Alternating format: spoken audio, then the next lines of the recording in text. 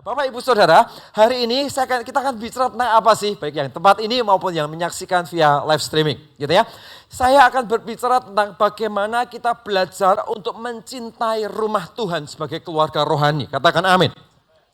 Bagaimana kita belajar untuk mencintai rumah Tuhan sebagai keluarga rohani. Ini adalah tema yang gak seksi. Ya adalah tema yang banyak gereja nggak bicarakan, banyak pendeta juga nggak ngomong karena kadang-kadang area ini adalah area yang males orang ngomongin, gitu ya, nggak menarik buat jemaat, menariknya buat Anda kan berkat, ya, dan mujizat, tantangan yang selesai, ya, jalan berliku-liku yang diluruskan, kan begitu Bapak Ibu Saudara. Tapi hari ini saya berbicara tentang bagaimana kita mencintai rumah Tuhan. Kenapa? Karena mencintai rumah Tuhan akan membuat semua tantangan dan semua liku-liku hidup kita itu bisa dibombardir dengan satu pengurapan korporat yang sama-sama yang kita terobos dan kita hancurkan sebagai sebuah gereja lokal bersama-sama bertindak, gitu ya. Dan hari ini saya mau mengajak kita semua, ayo tumbuh di dalam rasa cinta kita terhadap kegerakan dan rumah Tuhan. Alkitab berkata demikian. 1 Yohanes 2 ayat 19 dikatakan, memang mereka berasal dari antara kita, tetapi mereka tidak sungguh-sungguh termasuk pada kita. Sebab jika mereka sungguh-sungguh termasuk pada kita, niscaya mereka tetap bersama-sama dengan kita. Tetapi hal itu terjadi supaya menjadi nyata bahwa tidak semua mereka sungguh-sungguh termasuk pada kita. Lihat kalimatnya. Sebab jika mereka sungguh-sungguh termasuk pada kita, niscaya mereka tetap bersama-sama dengan kita. Sudah saya mau ngomong konteksnya apa sih? Tahukah Anda mencintai rumah Tuhan, mencintai gereja lokal adalah buah dari pertobatan. Oke ya, jadi saat rasa cinta itu nggak bisa dipaksakan. Sama seperti tadi pagi saya juga ngomong ke jemaat pagi. Bayangin ya suami istri, seorang pasangan, ya, seorang single mencari pasangan. Ya wah dia baik sekali kok, dia luar biasa, dia cantik, dia setia, dia cinta Tuhan. Masalahnya cuma satu, saya lihat dia jatuh cinta, dia lihat saya, dia mau muntah. Jadi gimana, apakah kami bisa menikah? Pasti jawabannya tidak, betul ya. Kenapa? Karena yang namanya cinta itu dua sisi. Yang namanya cinta itu buah yang muncul dari dalam hidup kita, dari hati kita, dan gak bisa dipaksakan. Benar ya, apakah Anda bisa waktu single jatuh cinta kepada seseorang, Anda paksa-paksain supaya cinta, pokoknya bisa jatuh cinta, pokoknya bisa jatuh cinta, pokoknya bisa jatuh cinta. Anda paksa-paksain, nggak mungkin, malah jadinya munek Bapak Ibu Saudara. Ya malah jadinya kita nggak respect. Kenapa? Karena cinta nggak bisa dipaksakan. Cinta itu harus ketemu di ruangan yang sama, di hati yang sama, di angle yang sama, dan di sana mereka mengerjakan sesuatu yang besar bersama-sama. Start from love gitu. Nah sekarang pertanyaannya, Yesus jangan ditanya lagi, dia pasti jatuh cinta dengan kita. Dia adalah Allah pribadi yang rela menyerahkan nyawanya di atas kayu salib. Bahkan di tengah-tengah dia nggak punya kompensasi apapun kalau dia menyerahkan nyawanya untuk Anda. Anda bisa bayangkan, Anda yang nggak layak, Anda yang hancur, Anda yang nggak punya harapan, nggak punya apa-apa, tidak ada segala sesuatu yang bisa diandalkan. Dia memilih untuk mati untuk orang-orang model seperti ini. Dan itulah bukti kasih Yesus untuk kita. Dia mengasihi kita, dia mencintai kita.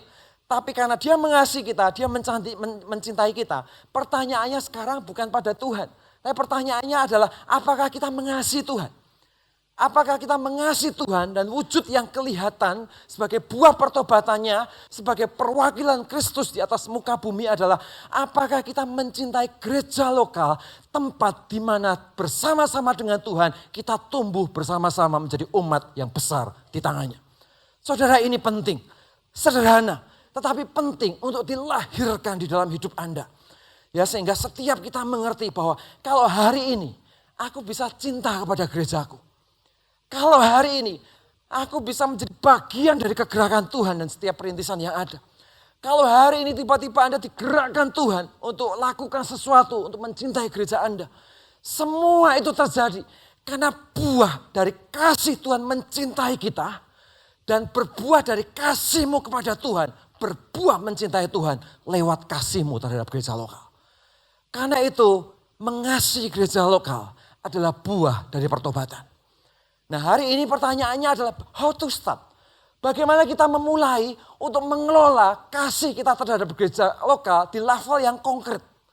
Di level kehidupan sehari-hari kita yang kita mau jalani bareng-bareng Bapak Ibu Saudara. Ya nanti saya akan sharekan sesuatu untuk Anda. Nah saya mau Anda untuk membuka dulu di dalam Matius 7, 24 sampai 28. Matius 7, 24 sampai 28. Setiap orang yang mendengar perkataanku ini dan melakukannya, ia sama seperti orang yang bijaksana yang mendirikan rumahnya di atas batu. Kemudian turunlah hujan, datanglah banjir, lalu angin melanda rumah itu. Tetapi rumah itu tidak rubuh sebab didirikan di atas apa? Batu, kata Alkitab. Ayat yang kedua. Tetapi setiap orang yang mendengar perkataanku ini, tidak melakukannya dan tidak melakukannya, ia sama dengan seorang bodoh yang mendirikan rumahnya di atas pasir, kata Alkitab.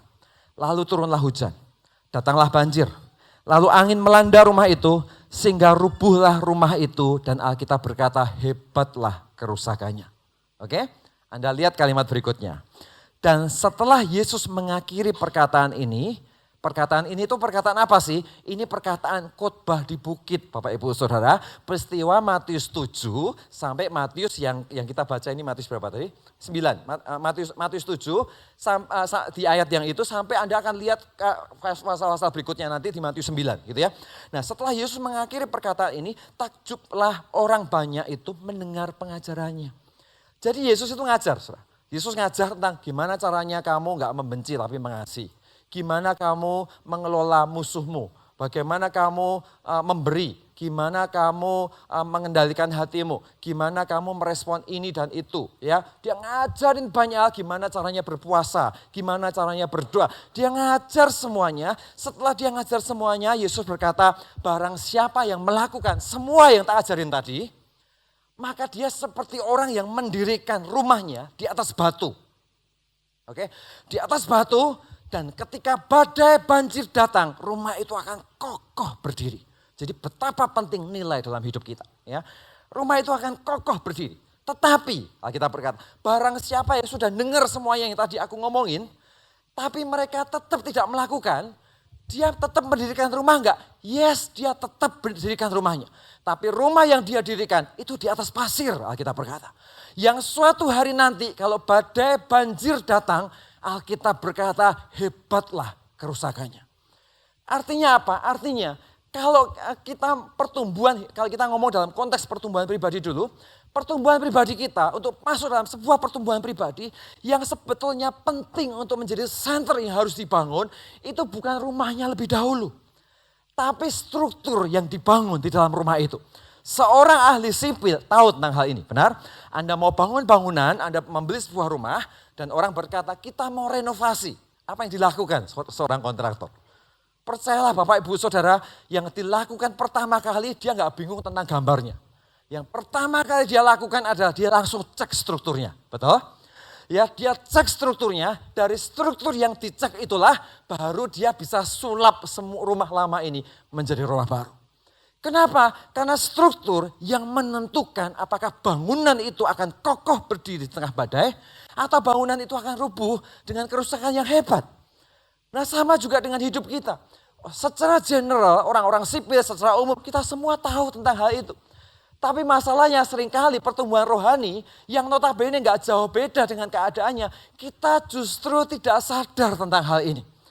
Kita lupa bahwa yang membuat kokoh berdiri itu bukan casing luar kita. Karena itu jangan menjalankan ibadah seperti kurikulum. Jangan menjalankan ibadah seperti orang yang sedang menjalankan liturgi. Tapi jalankan ibadah karena Anda mau benahi strukturmu. Jalani ibadah karena Anda tahu struktur ini harus kuat. Supaya apapun yang kubangun di atasnya akan kokoh dan menjadi rumah yang kokoh di tangan Tuhan. Itu secara pribadi di tangan Tuhan. Ya, nah secara gereja lokal gimana? Secara gereja lokal kita perlu pahami. Kalau begitu sebelum aku nancep gitu ya. Nancep itu apa ya? Sebelum saya memutuskan untuk ada di tempat itu. Saya perlu temukan dulu gereja yang benar buat saya. Ya, Alkitab ngomong begini. Matius 92.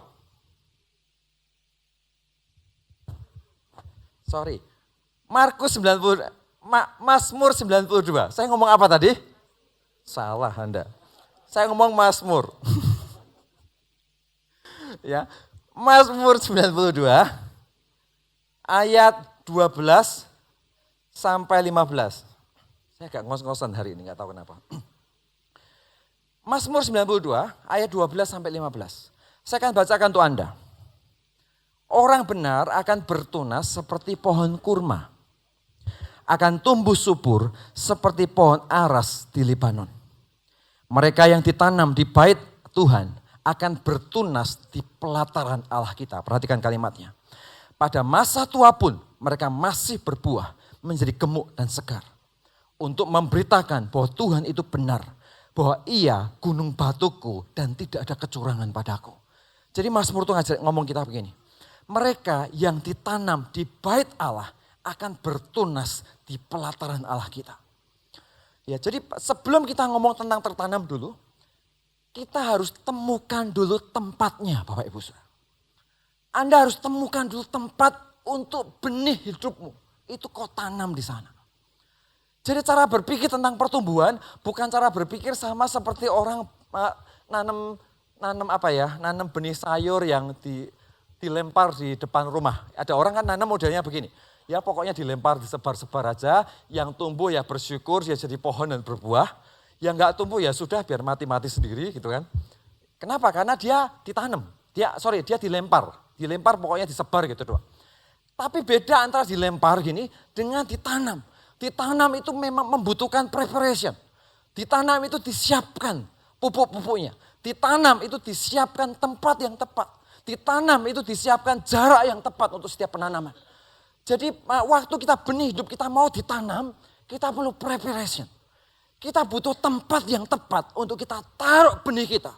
Dan kita tanam hidup kita di tempat itu. Nah area ini penting Bapak Ibu Saudara. Ya jadi maksudnya adalah saya ini mau mengajar setiap teman-teman GMS, saudara-saudara yang ada di tempat ini. Jangan ke gereja karena dekat. Jangan ke gereja karena diajak orang. Ya, tentunya pada awal kita diajak orang, itu wajar gitu ya. Tapi sesudah 5 tahun Anda berkata, kenapa ke gereja? Ya karena saya diajak teman saya. Nanti kalau temannya nggak datang, Anda juga nggak datang, ada something wrong di sana. Kalau 1-2 bulan oke. Tapi setelah itu tentunya adalah keputusan kita untuk Anda bertumbuh di dalam sebuah gereja lokal. Ya. Jangan ke gereja ya karena di sana ada cewek atau cowok yang cakep. Nah, ini yang single-single nih. Kalaupun Anda mau, dia belum tentu mau. Ya, karena Anda nggak punya visi, dia punya visi, Saudara. Ya, jangan ke gereja karena itu. Tapi kenapa? Karena kita harus ngerti 2 hal untuk menemukan sebuah gereja. Yang pertama adalah Anda harus temukan visi atau tujuan dari setiap gereja lokal yang Anda kunjungi. Ya. Anda temukan visi dan tujuan dari setiap gereja lokal yang Anda kunjungi. Nah hari ini ketika Anda pergi ke gereja, tahukah Anda tentang gereja visi daripada gereja ini? Atau Anda pergi ke gereja tertentu, tahukah Anda visi gereja tersebut? Kita harus clear di sana. Kenapa? Karena bayangin ya, Anda beli tiket, setelah beli tiket, Anda datang ke bandara, berikan tiketnya, ambil boarding pass, kemudian dipanggil, naik pesawat, pramugari berkata, Bapak Ibu Saudara, bensin kita full. Ya, bensin kita full. Jadi kita akan melakukan penerbangan, kenakan sabuk pengaman Anda, kita akan melakukan penerbangan dengan jarak waktu yang belum ditentukan dan arah yang sedang dipikirkan nanti di udara. Pertanyaan saya, Anda akan naik nggak di pesawat itu? Pasti kita nggak naik. Gitu, pasti kita nggak naik. Kenapa? Karena kita perlu jelas. Ini gereja akan kemana? Pesawat ini akan pergi kemana?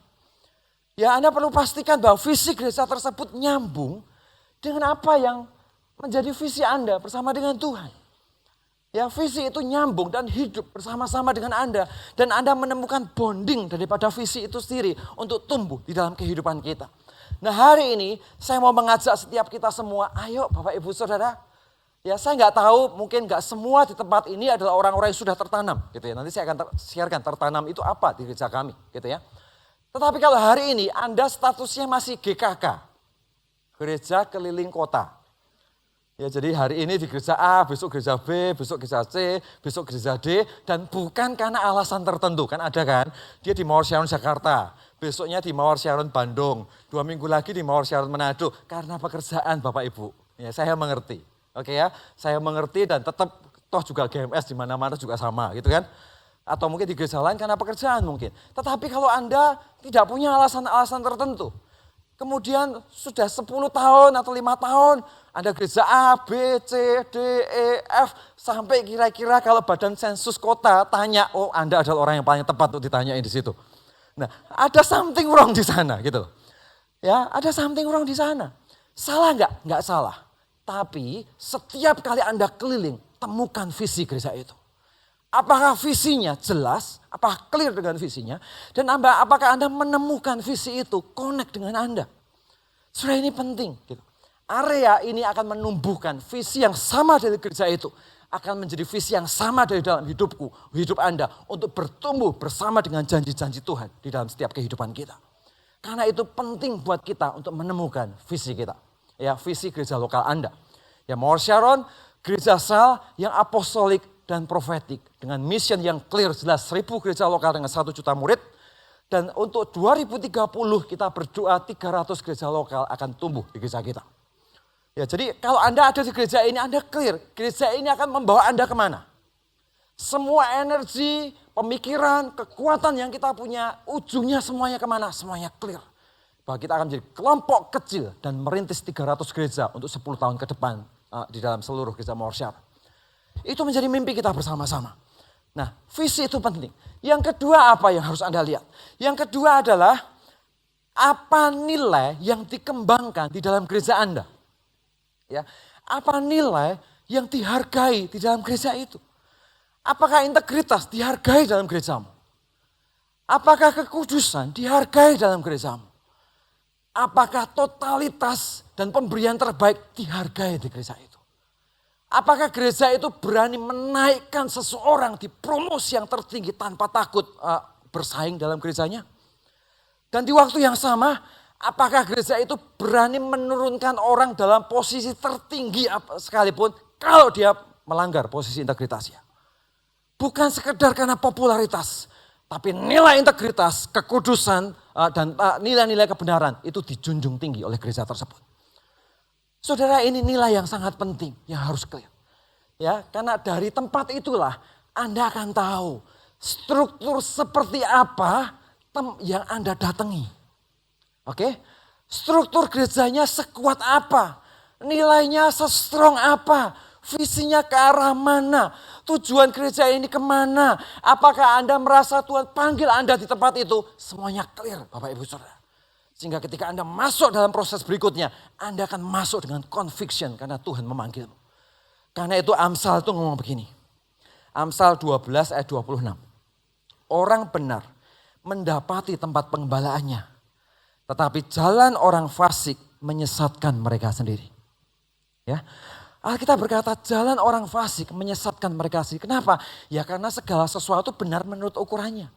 Dia tidak mengizinkan gereja, orang lain, oknum lain, intervensi luar untuk mengarahkan hidupnya. Bahkan Tuhan pun tidak pernah dia dengar. Kenapa? Karena dia hanya menjalankan apa yang dia inginkan.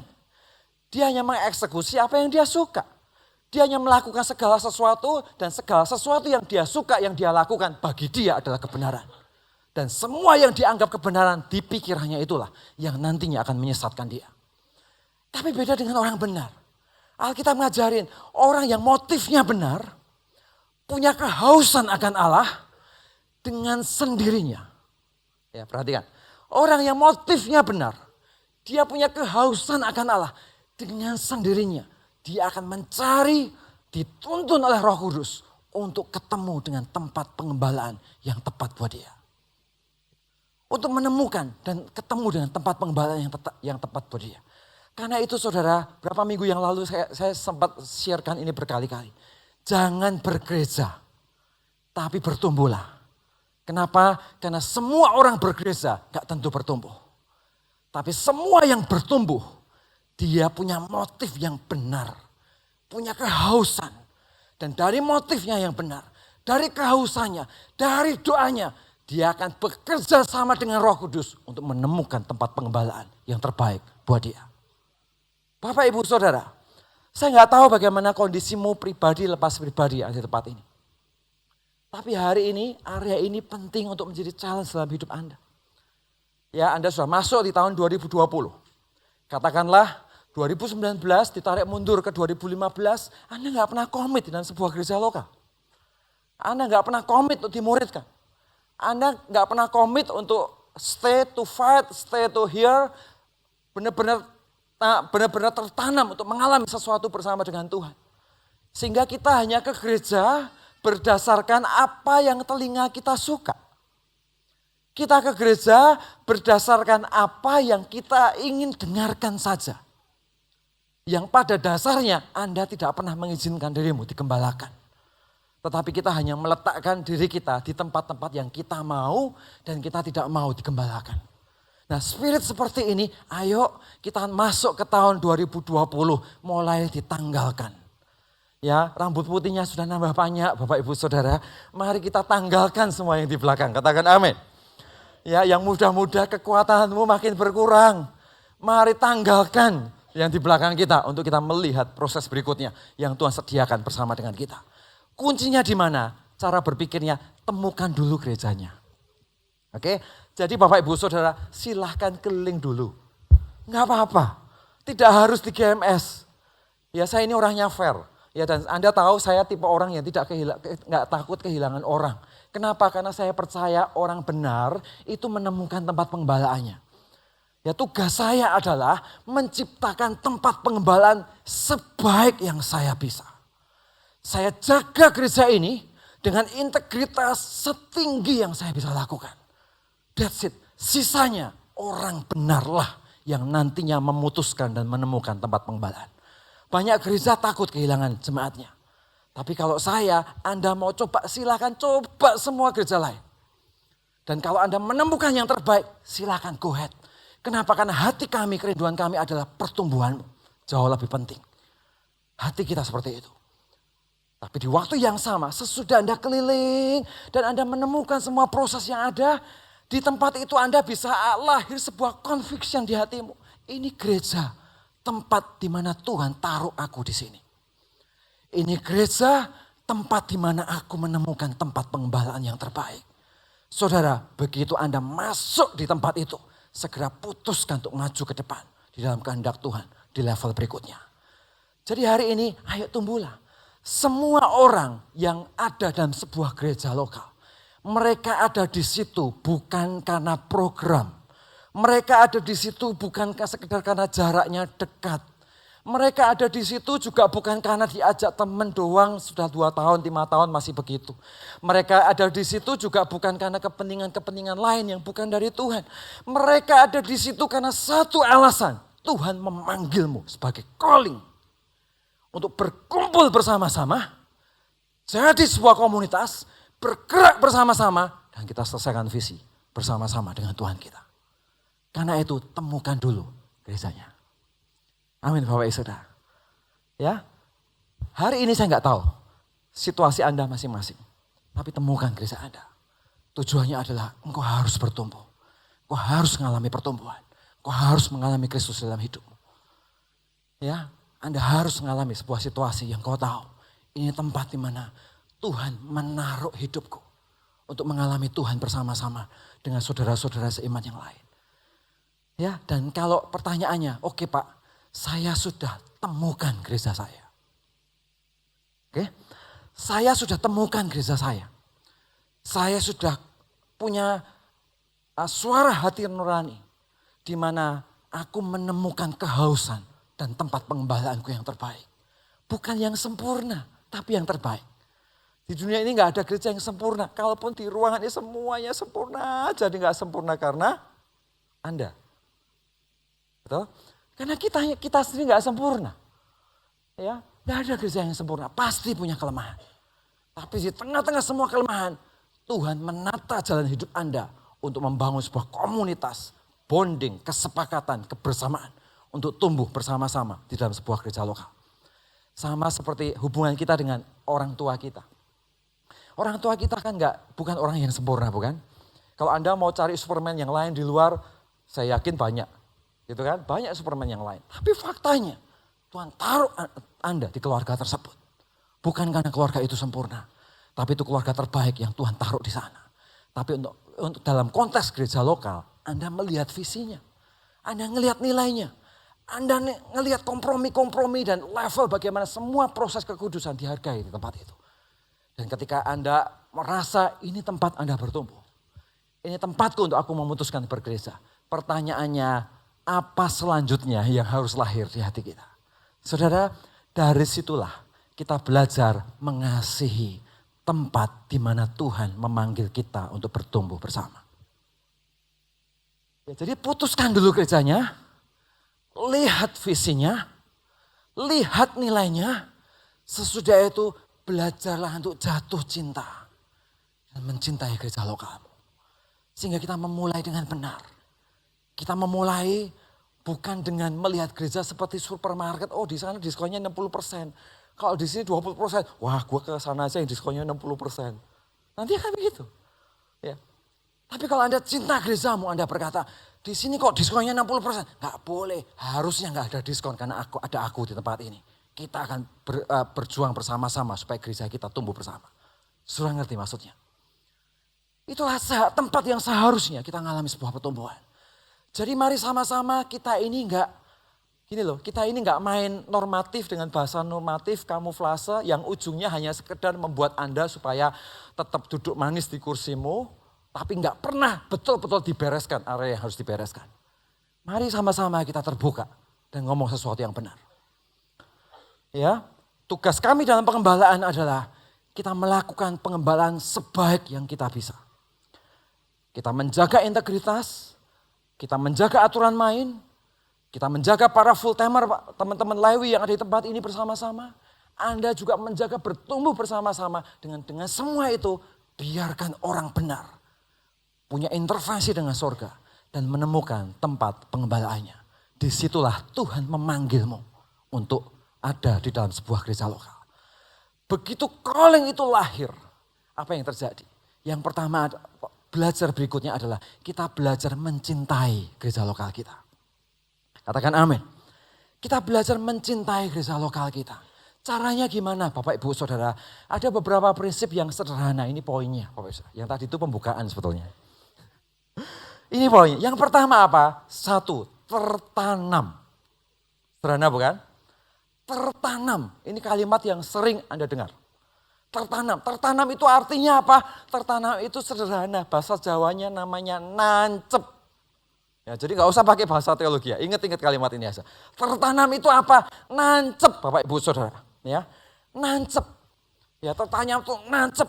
Apa buktinya bahwa dia nancep? Gampang buktinya. Buktinya coba Anda pergi ke depan. Lihat tuh di depan kita ada pohon tape buya ya sebelah kiri sana. Anda ke sana panggil satu orang yang paling kuat di tempat ini. Coba ke sana suruh cabut pohon itu. Satu aja ke sini. Kalau bisa digendong di tempat ini. Multimedia tolong difoto besok masukkan koran. Ya, jadi apa itu artinya tertanam? Tertanam itu sederhana, susah dicabut. Gitu loh. Tertanam itu apa sih? Tertanam itu mengakar. Trust, dengan dasar trust. Anda taruh benih Anda di sana, mengakar di sana, tumbuh di sana, dan bersatu di tempat itu. Membangun sebuah visi yang besar di tempat itu. Hari ini saya challenge gereja Mawar Siaran, ayo. Cinta kita terhadap gereja harus betul-betul dibangun dengan sengaja. Saya ngomong begini bukan berarti Anda gak cinta gereja ini. Saya tahu, saya bersyukur gereja Mawar Siaran penuh dengan orang-orang yang mencintai gereja lokalnya. Ya, suatu ketika ada seorang pendeta datang ke saya, Pak Thomas, saya itu heran. Kenapa di gereja Bapak semua volunteer tidak dibayar dan mereka bisa? Gimana caranya? Resepnya gimana? Tahukah Anda semua pemain musik WL di tempat ini tak ada satu rupiah pun yang jatuh ke tangan mereka. Semuanya melayani by heart, by time dengan semua yang mereka punya. Dan seseorang tanya ke saya, kok bisa? Caranya gimana? Pertanyaan itu mengagetkan saya karena belasan tahun yang lalu sudah belasan tahun kita nggak pernah ditanya. Justru saya balik tanya, Pak justru saya yang bingung kenapa gereja Bapak harus membayar. Gitu loh. Karena yang saya tahu selama ini kita nggak pernah lakukan itu. Hari ini kita bersyukur saudara. Kita berhasil membangun nilai yang benar. Kita berhasil mengelola sesuatu yang sehat di dalam gereja ini. Sengaja dibangun dari waktu ke waktu. Ya, dan ternyata sesuatu yang sederhana yang kita bangun membingungkan banyak orang di luar. Mereka bingung, kok bisa? Caranya gimana? Resepnya gimana? Teorinya apa? Enggak ada teorinya. Ya, teorinya cuma value yang kita tabur. Dan kita bersyukur dengan semua pertumbuhan yang Tuhan taruh atas gereja kita hari ini. Ya, dan hari ini tertanam itu bagaimana sih? Tertanam itu nancep, berakar, dan kita membangun kebersamaan bersama-sama, Bapak Ibu Saudara. Nah, hari ini saya mau mengajak kita semua, ayo sama-sama. Anda bukan hanya bergereja, tapi Anda nancep, katakan kanan kiri, nancep bro, nancep. Gitu. Nancep itu susah dicabut. Maksudnya gimana? Maksudnya sederhana Bapak Ibu. Kalau susah dicabut, maka seharusnya nih, gara-gara salah komunikasi, sakit hati, hilang 5 bulan. Benar gak saudara? Perlu. Kalau Anda tertanam, Anda nancep, susah dicabut, gesekan itu tempat untuk kita bertumbuh. Perbedaan situasional entah karena human error atau karena pengaturan yang salah atau kita sendiri yang tidak disiplin, itu proses di mana orang besi dengan besi saling menajamkan. Dan kita akan melihat itu sebagai kesempatan untuk bertumbuh bersama. Bukan begini, wah ternyata di gereja ini, wah gak enak itu si A itu senyumnya gak baik. Tadi waktu dikasih tangan dia gak enak, hilang 5 bulan. Itu namanya gak nancep Bapak Ibu. Kalau nancep itu gak gitu. Kalau nancep ada masalah gak? Pasti ada. Suami istri, begitu menikah nancep nih suami istri semuanya sudah komit. Ya, apakah tiba-tiba gara-gara gak dibuatin minum sehari minta cerai? Kan tidak. Tapi kalaupun tidak minta cerai, apakah pernikahan mereka sempurna? Tidak juga. Tapi kenapa mereka memutuskan untuk terus bersama? Karena di situ ada satu spirit yang benar, yaitu tertanam. Katakan amin. Nah hari ini, tumbuhkan area ini dengan sengaja. Tertanam itu juga 1 Petrus 2 ayat 5 dikatakan demikian. Dan biarlah kamu juga dipergunakan, 1 Petrus 2 ayat 5. Dan biarlah kamu juga dipergunakan sebagai batu hidup untuk pembangunan suatu rumah rohani. Bagi suatu imamat kudus untuk mempersembahkan persembahan rohani yang karena Yesus Kristus berkenan kepada Allah. Ya, jadi Anda bisa perhatikan, Alkitab ngomongnya begini, biarlah kamu juga dipergunakan. Jadi Anda dan saya dipergunakan sebagai apa? Batu hidup. Untuk apa?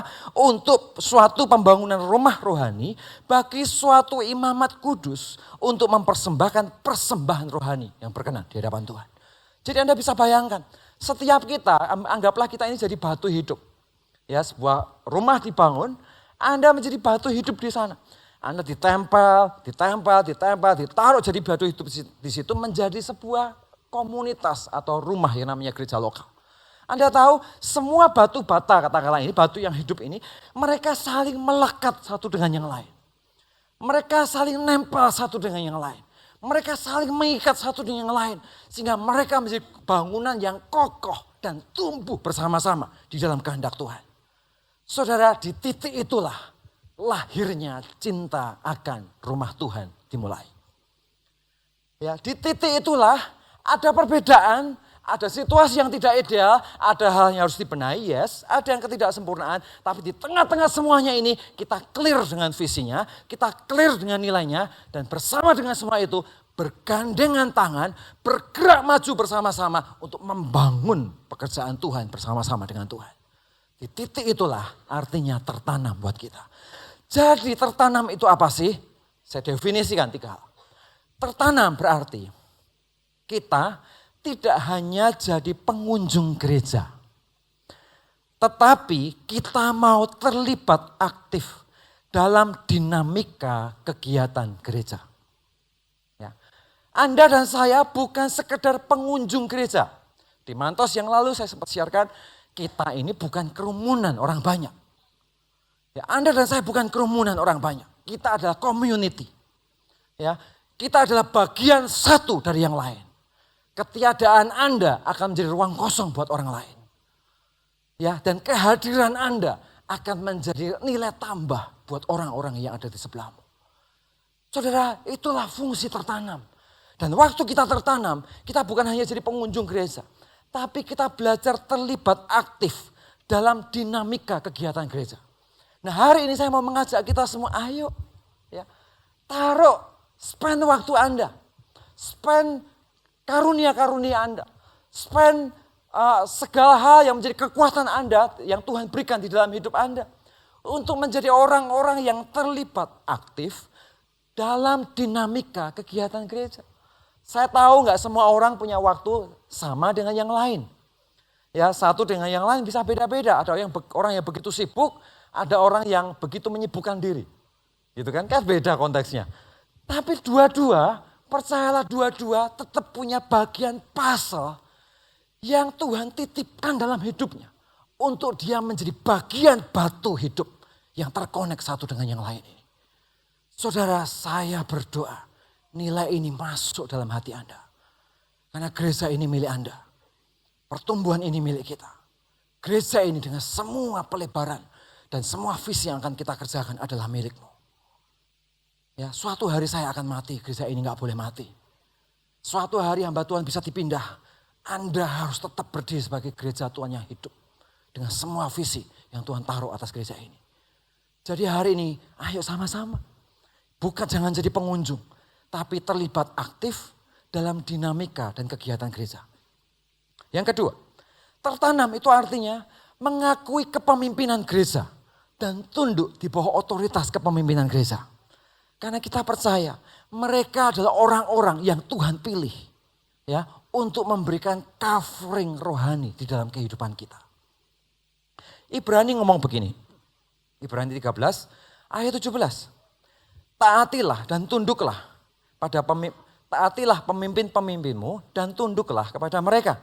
Sebab perhatikan mereka berjaga-jaga atas jiwamu sebagai orang-orang yang harus bertanggung jawab atasnya. Ya, dengan jalan itu mereka akan melakukannya dengan gembira, bukan dengan keluh kesah, sebab hal itu tidak akan membawa keuntungan bagimu. Jadi clear Alkitab berkata, kenapa kok Anda harus tertanam? Karena tertanam itu artinya Anda belajar untuk tunduk pada payung otoritas yang Tuhan tempatkan atas gereja itu. Karena itu di awal saya sempat ngomong, bukan? Temukan dulu gerejamu. Karena saya sangat tidak suka ketika Anda berpikir Anda bergereja di tempat itu, belasan tahun Anda di gereja itu, puluhan tahun anak cucumu ada di gereja itu, keponakan-keponakanmu ada di gereja itu, puluhan tahun juga Anda membicarakan habis-habisan dan menghabisin pendetanya di depan anak-anak dan keluarga Anda. Tapi kita gereja itu konyol sekali, bukan? Sudah ngerti maksud saya? Berapa banyak budaya yang tersebar di sana sini. Bergereja tapi gak sungguh-sungguh bergereja. Beraktivitas rohani tapi gak sungguh-sungguh rohani. Hidupnya penuh dengan berbagai macam caci maki tentang segala sesuatu yang terjadi dalam gereja tersebut. Bayangin seperti suami istri, Anda punya masalah, terus Anda ceritakan masalah itu ke RT sebelah, ke tetangga yang di sana, yang di situ, di sana, di situ semuanya. Wah, kita cerita sana sini. Padahal yang Anda ceritain adalah istri kita sendiri, suami kita sendiri. Dan kita lakukan itu puluhan tahun di gereja tertentu. Saudara, nilai itu gak boleh hadir. Jangan rusak apa yang kau bangun bersama dengan Tuhan dengan nilai yang salah. Sudah menangkap sesuatu? Jangan rusak. Kalau Anda memang gak setuju di gereja itu, temukan gereja yang tepat buat Anda. Lihat visi, lihat nilainya. Ya, dan tumbuhlah di tempat itu. Daripada Anda terus bergereja, tapi Anda melihat berbagai macam hal yang tidak Anda setujui, berbagai macam integritas yang dilanggar, terus Anda kompor-komporin ribut terus di sana, dan akhirnya kita yang gak salah jadi berdosa karena mulut kita. Untuk apa? Menangkap sesuatu, izinkan saya ngomong belak-belakan siang hari ini, saudara. Untuk apa? Gak ada gunanya. Akan menghancurkan diri kita sendiri. Kenapa? Karena apapun alasannya, seorang pemimpin rohani, mereka adalah orang-orang yang ditunjuk Tuhan untuk menjadi payung otoritas buat orang-orang yang ada di bawahnya. Saudara ingat, saya sering ngomong kepada Anda, seorang pemimpin rohani itu sama seperti dia bawa payung. Ya, dia bawa payung yang besar payungnya. Dan tugasnya ngapain? Tugasnya sederhana. dia harus pegang payung itu dalam kondisi suka maupun duka. Dia harus pertahankan payung itu berdiri, enak atau tidak enak. Dan dia harus pegang payung itu sampai akhir hidupnya. That's calling. Itulah calling buat orang Lewi. Karena itu suatu ketika Musa ngomong, Manasya, bagianmu di sebelah timur Sungai Yordan. Yehuda, bagianmu di sisi gunung. Tapi kau harus bertempur mengalahkan saudara-saudaramu yang lain. Hei suku B, bagianmu di sini. Hei Ruben, bagianmu di pesisir Sungai Yordan. Dan kamu akan tumbuh menjadi umat yang bla bla bla bla. Ketika Lewi tanya Tuhan, Musa, apa yang menjadi bagianku? Kata Lewi. Anda tahu jawabannya? Lewi, kau tak punya bagian. Bagianmu adalah Kristus. Saya tahu, itulah hidup seorang hamba Tuhan. Hidup seorang hamba Tuhan, dia gak punya bagian apa-apa. Bagian cuma satu, yaitu Kristus. Dia pegang payung itu. Dia pegang dan dia biarkan payung itu berkibar. Dan menjadi payung otoritas. Enak gak enak, suka gak suka, senang gak senang. Dia terus pegang itu sampai hari matinya. That's calling buat dia. Itu calling buat dia. Dan dengan payung yang dia tinggikan ini, dia mengcover 11 suku yang lain untuk mengalami kemenangan. Buktinya apa? Anda lihat hakim-hakim. Begitu bangsa Israel jatuh dan berbuat jahat, mereka dilanda berbagai masalah. Apa yang Tuhan lakukan? Bangkitkan hakim-hakim. Betul? Tuhan bangkitkan hakim-hakim. Begitu hakim-hakim bangkit, dia konfrontasi dosa dan kesalahan, dia melawan musuh. Seluruh Israel akan damai. Begitu hakim-hakimnya mati dan Israel nggak punya hakim-hakim lagi yang menjadi perwakilan Lewi hari itu, ya mereka berbuat jahat lagi, bangsa Israel mengalami aniaya lagi. Apa yang mereka lakukan? Mereka teriak kepada Tuhan, tolong kami tertindas bla bla dan sebagainya. Tuhan bangkitkan kembali hakim. Begitu Tuhan bangkitkan hakim, dikonfrontasi dosanya, diberesin kesalahannya dan dikonfrontasi musuhnya. Damailah seluruh Israel. Dan terus berulang berkali-kali. Kenapa? Karena Lewi punya tanggung jawab untuk pegang layar itu. Dan memberikan payung covering di dalam setiap kehidupan 11 suku yang lain. Karena itu komitmen itu artinya Anda belajar submit, tunduk dan taat. Dengan pemimpin rohani yang Tuhan taruh di atas Anda. Bapak, Ibu, Saudara, saya ngomong begini bukan untuk dihormati. Ngerti ya? Kalau itu hormati saya, waktu kamu ya awas harus siap gerak begini. Tidak, Bapak Ibu, saya bukan tipe yang begitu. Saya justru agak risih kalau orang terlalu formal. Ya, karena saya nggak bisa formal. Coba Anda suruh saya untuk tolong doa makan waktu resepsi pernikahan. Itu pergumulannya luar biasa. Saudara. Bagi saya itu susah, saya harus nyusun kalimat. Ini siapa yang harus saya hargai, saya hormati. Bapaknya ini nyebutnya bapak atau ibu, jabatannya apa. Saya pasti pusing di situ. Karena saya bukan tipe gitu. Yang formal-formal saya pasti bingung. Gitu ya. Poinnya bukan di sana. Poinnya adalah kenapa? Karena kita ini bertumbuh bersama-sama di dalam sebuah gereja lokal. Dampaknya di mana? Dampaknya adalah ketika Anda ke kantormu, Anda bekerja, ada sesuatu yang buruk yang coba mengintai hidupmu. Tiba-tiba Anda tahu ada seluruh mawar Syaron yang bersama-sama di kantorku hari ini. Untuk membackup hidupku. Ketika Anda mengalami sebuah tantangan, situasi yang sulit dalam hidup Anda. Kepikiran banyak, kau tahu ada komunitas sekelilingmu yang dukung kita dan berkata, no, don't do it. Kita tumbuh sama-sama. Tetap setia, maju dengan Tuhan.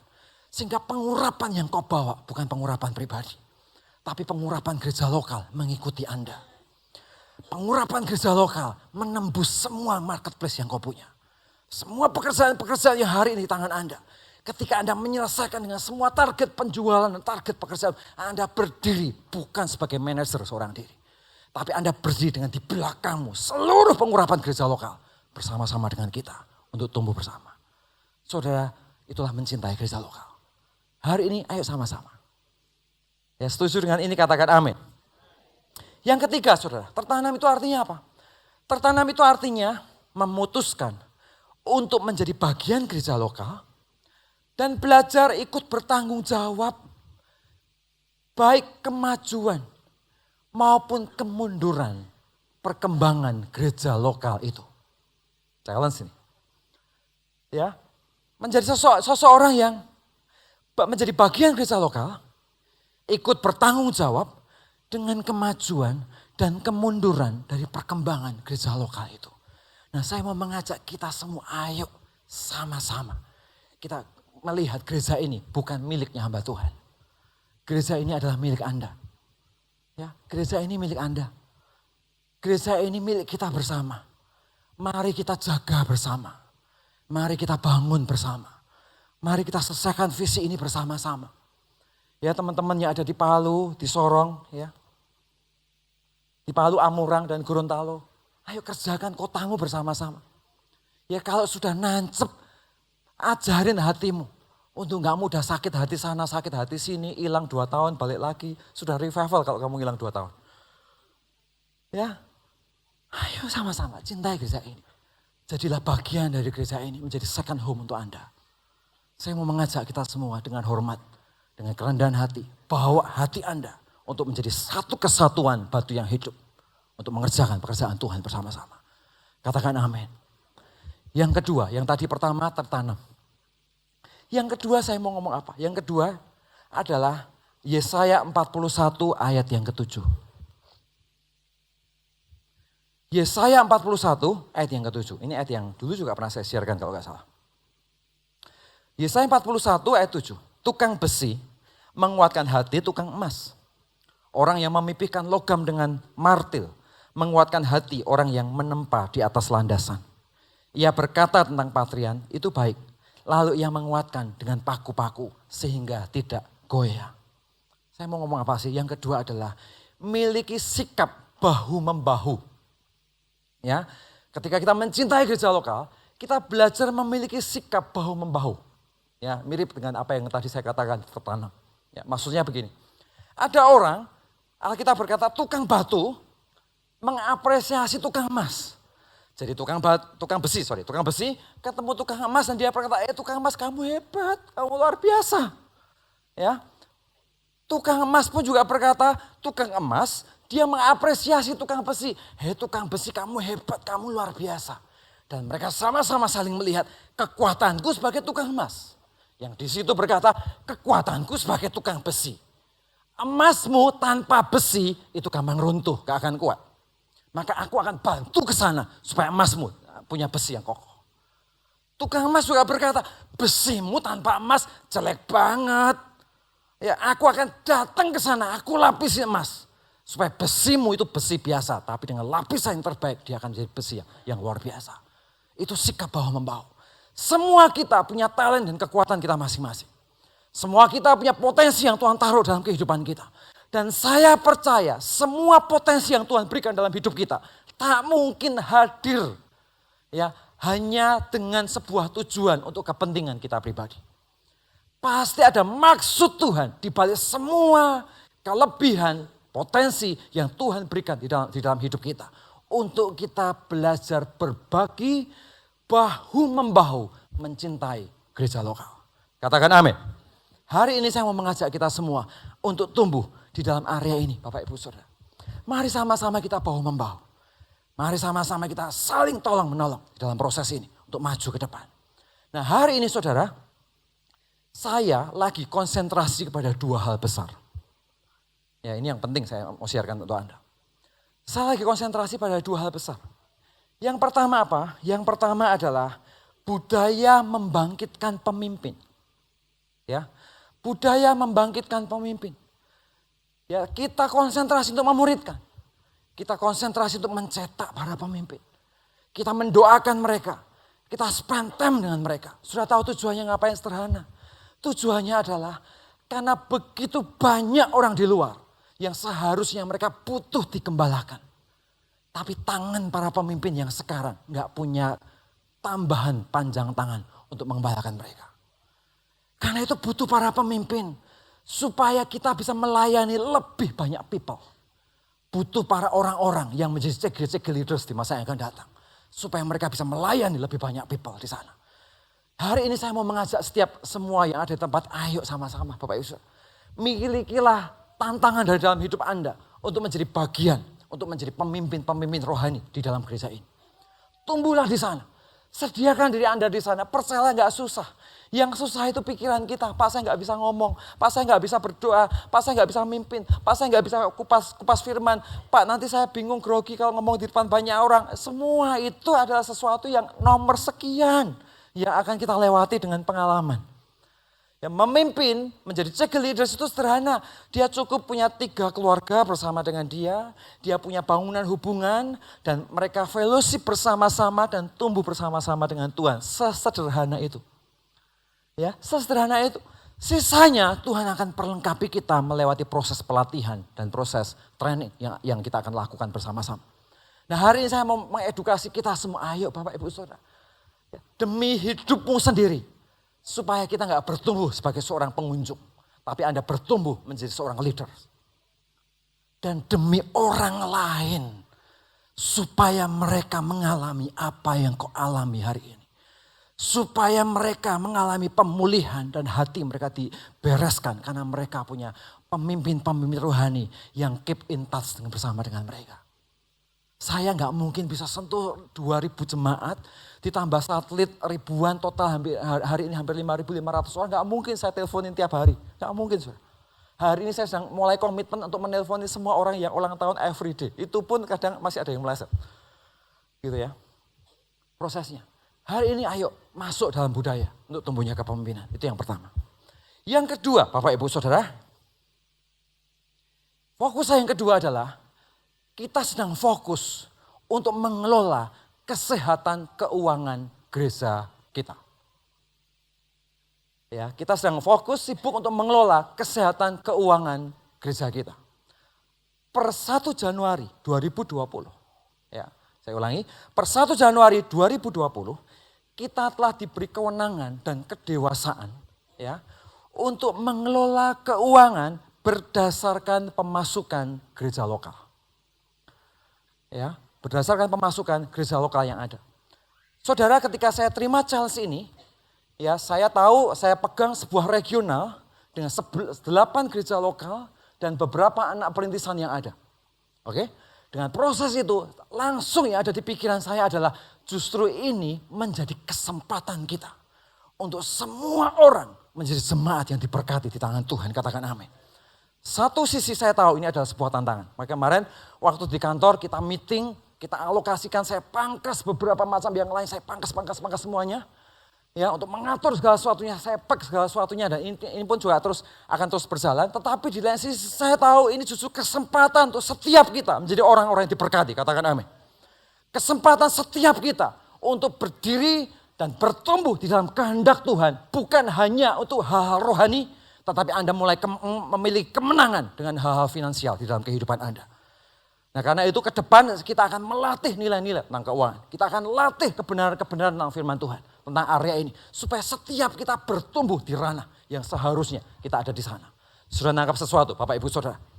Ya, jadi kenapa? Karena solusinya satu. Solusinya cuma satu. Yaitu saya harus mencetak jemaat yang diberkati. Solusinya cuma satu. Saya harus mencetak jemaat yang diberkati. Kita mengelola sejauh yang kita sebaik yang kita bisa lakukan. Setelah itu mencetak jemaat yang diberkati, melatih Anda semua. Sebagai imam-imam, biarkan mereka pegang tongkat dan covering rohaninya itu sampai akhir hidupnya dan jangan pergi kemana-mana. Biarkan tumbuh di sana dan fokus di sana. Dan para orang-orang yang ada di marketplace, biarkan mereka tumbuh di dalam dunia marketplace-nya. Mereka diberkati Tuhan, mereka dikasih favor, mereka dikasih perkenanan Tuhan. Supaya Anda punya sikap bahu-membahu untuk mencintai gereja lokalmu. Supaya kau akan melihat perintisan-perintisan yang ada, Tondano, Kota Mubagu, dan kota-kota yang lain. Mereka akan tumbuh bersama-sama menjadi sebuah gereja lokal. Bersama dengan Tuhan kita. Sudah tangkap sesuatu? Kok jadi tegang ya suasana? Tenang Bapak Ibu. Kita akan melihat bagaimana proses itu terjadi dengan begitu luar biasa. Saudara, saya percaya sama seperti di perjanjian baru. Yesus berdiri standing in the gap antara surga dengan umat yang berdosa. Dan hari itu dia menjadi orang yang berkorban, disalibkan di sana. Untuk sebuah tujuan yang kekal. Perjanjian lama, Anda ketemu Abraham bukan? Abraham standing in the gap. Dia berdiri di tengah-tengah celah antara dosa Sodom dan keponakannya Lot yang ada di kota itu. Dan dia tawar-menawar dengan surga. Nehemia di masanya, di saat-saat dia dalam posisi kenyamanan, di saat-saat dia dalam posisi terbaik, dalam posisi pekerjaannya.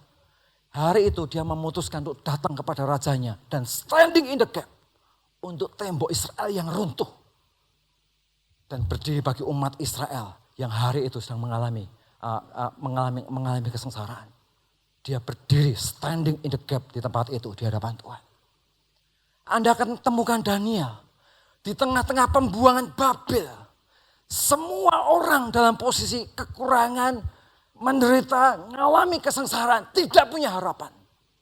Daniel memilih berkata, Tuhan berkati aku, beri aku hikmat lebih, beri aku kekuatan lebih. Aku akan berdiri bagi Israel dan standing in the gap di tengah-tengah pembuangan ini. Bersama dengan 4 rekannya, dia berdiri untuk semua bangsa Israel. 70 tahun mereka dianiaya dalam pembuangan. Saudara, hari ini waktunya gereja Tuhan. Mawar Sharon sebagai kota regional. Kita standing in the gap. Untuk perintisan-perintisan. Untuk satelit-satelit yang ada. Untuk kota-kota, anak-anak kota yang ada di sekeliling kita. Berdiri dan menyelesaikan visi ini bersama-sama dengan Tuhan kita. Saudara, percayalah kehendak Tuhan pasti terjadi. Dan dia adalah Allah yang sanggup menyelesaikan segala sesuatu. Masalahnya adalah dia akan selesaikan bersama dengan Anda. Atau dia akan selesaikan bersama dengan orang lain. Itu pilihan kita. Karena itu saya gak pernah takut dengan situasi ini. Ya, saya cuma percaya ya segala sesuatu ada tempat untuk kita didewasakan di tangan Tuhan. Sudah nangkap sesuatu ya Bapak Ibu Saudara? Hari ini ayo sama-sama. Tukang besi menguatkan bangunan tukang emas. Tukang emas menguatkan bangunan tukang besi. Yang lain lagi, mereka tukang PAW katakanlah, menguatkan bangunan yang gak bisa nyanyi. Gitu kan ya? Yang gak bisa nyanyi, menguatkan bangunan tim make up. Gitu ya. Tim make up menguatkan bangunan mereka yang tampil di mimbar. Mereka yang tampil di mimbar menguatkan bangunan jemaat yang datang di hadapan hadirat Tuhan. Dan kita semua bahu-membahu menjadi satu gereja lokal. Yang kuat dan strong bersama dengan Tuhan kita. Saya mau tantang gereja ini untuk menjadi gereja yang tumbuh dewasa. Ya, sehingga kita menjadi orang-orang yang benar-benar mengasihi Tuhan dan mencintai gereja lokalnya. Katakan amin Bapak Ibu Saudara.